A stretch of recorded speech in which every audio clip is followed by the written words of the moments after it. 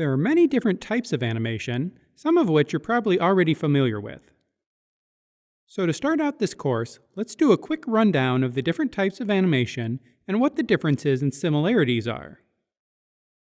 Let's start with 3D animation, which is also called CGI, which stands for computer-generated imagery. This is the most popular type of animation for feature films currently, and it's become common in TV and short films as well. This is also the same type of animation used to create digital characters for live-action films, and animation for 3D video games.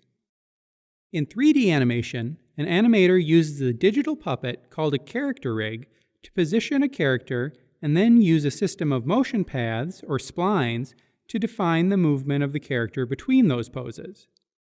From there, the computer creates all of the frames of the animation.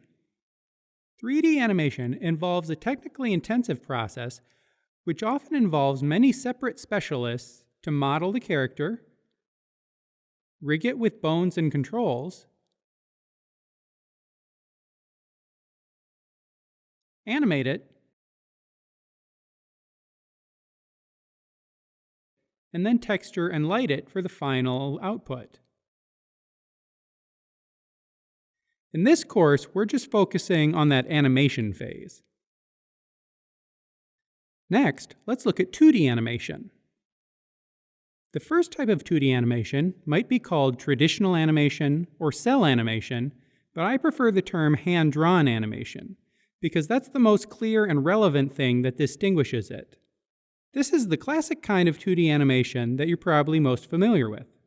In the old days, animators drew characters frame by frame, and then those drawings were transferred onto clear acetate sheets called cells for painting.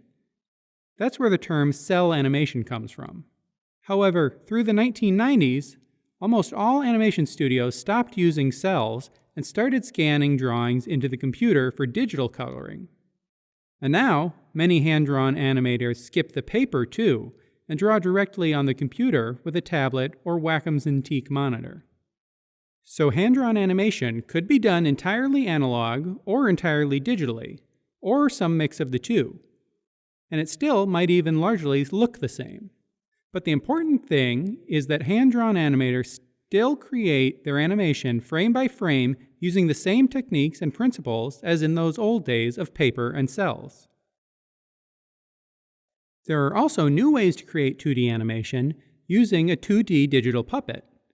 These are 2D characters built with a system of bones and controls that can be manipulated in a way similar to a 3D character rig.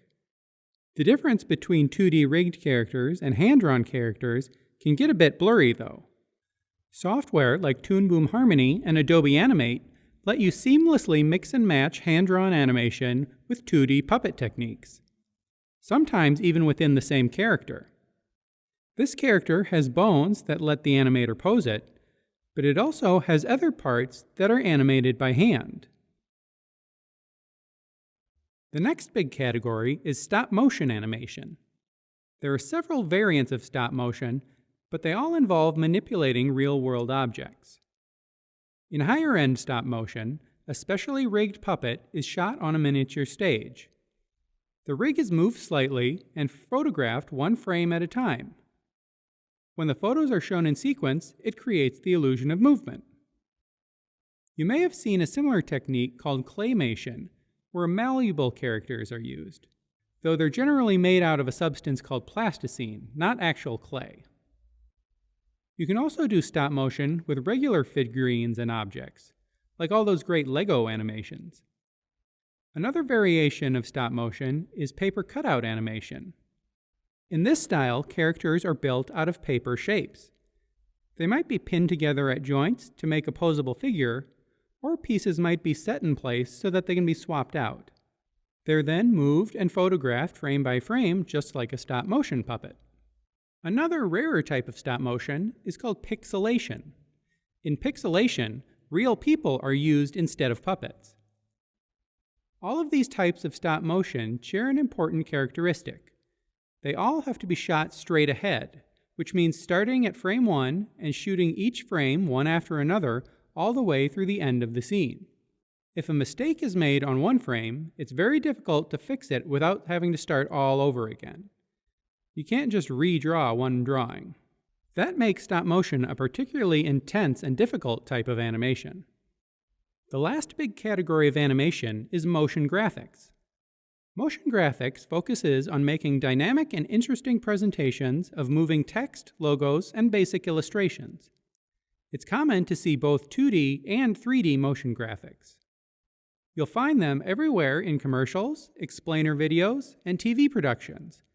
Proper character animation is generally outside the scope of motion graphics, but many of the principles we'll be going over in the course apply to motion graphics too. Hopefully this overview has given you an idea of what kinds of animation you'd like to explore. In the next video, we'll go over some of the vocabulary we'll be using over the course of these lessons. I'll see you there!